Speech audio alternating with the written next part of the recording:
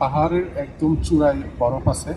আমরা আসলে বরফের মধ্যে স্কি রিলেটেড চেষ্টা করব যে কি স্কি করার জন্য। আমি আসলে কখনো স্কি করি নাই, কারণ হচ্ছে স্কির একটা ট্রেনিং লাগে, সরাসরি স্কি করা যায় না। তবে আমি আসলে চেষ্টা করব যে আজকে স্কি করার।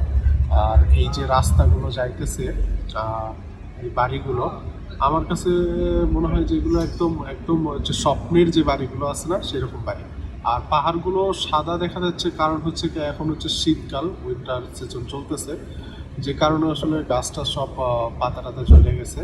খুবই দেখতে খারাপ লাগতেছে, কিন্তু আসলে বাড়ি ঘরের সৌন্দর্যটা ওই রকমই আছে। আর এটা আমি ইনশাল্লাহ সামারে যদি আসতে পারি তাহলে এই দৃশ্যগুলো আবার ক্যাপচার করতে পারবো। এখানে বেশিরভাগ বাড়িতেই হচ্ছে গিয়ে সোলার প্যানেল সিস্টেম করা আছে, যাতে অনেক সময় হচ্ছে বৈদ্যুতিক কোনো গোলযোগ দেখা দিলে তারা সোলার প্যানেল ইউজ করতে পারবে আর কি।